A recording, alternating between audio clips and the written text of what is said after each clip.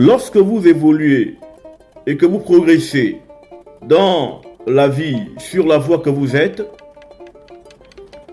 si personne ne se rapproche de vous pour voir le type de fruit que vous portez, c'est qu'en fait vous êtes un arbre stérile qui ne produit pas du fruit. Un arbre qui produit du fruit, on lui jettera des pierres. Un arbre qui produit du fruit, on le secouera pour que ses fruits tombent et que ses fruits bénéficient à toutes celles et ceux, finalement, qui seraient venus à elle, ou à lui, à cet arbre. Parce que, lorsque vous êtes productif, on vous approchera, on vous abordera et on parlera de vous. Et lorsqu'on parlera de vous, ceci sera un signe que vous êtes sur la voie de votre productivité. Une personne de qui on ne parle pas est en fait un individu qui n'est pas productif.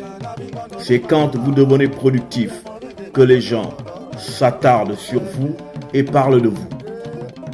Vos adversaires sont les gens que Dieu met sur votre chemin pour vous aider à avancer vers votre propre destinée. Il n'y a pas de destinée sans adversité.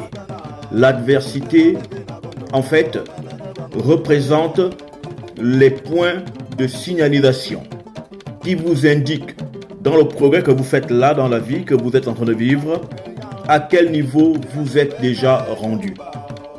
Donc, il n'y a pas possibilité pour vous de connaître où vous en êtes dans la vie si vous n'avez pas d'adversité. L'adversité est également la partie du grand ordre universel vers lequel et à partir duquel vous êtes appelés à faire le test des connaissances acquises, le test du pouvoir et des capacités qui sont en vous. C'est sur l'adversité que vous expérimentez vos acquis.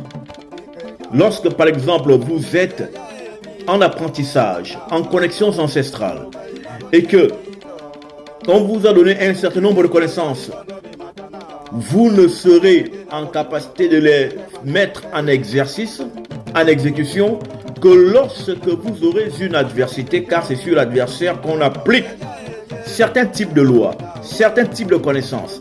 Et l'univers suscitera l'adversité pour que vous passiez à la phase pratique de la science qu'on vous a apprise.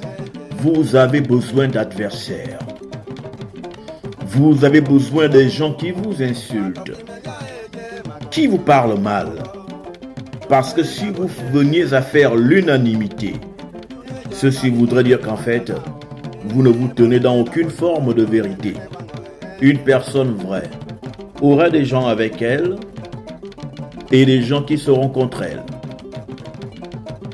Si vous venez à faire l'unanimité, c'est que vous êtes un hypocrite. Et cette hypocrisie ne sera pas à votre avantage parce qu'il n'y aura personne pour vous signaler à quel niveau de la vie vous êtes rendu.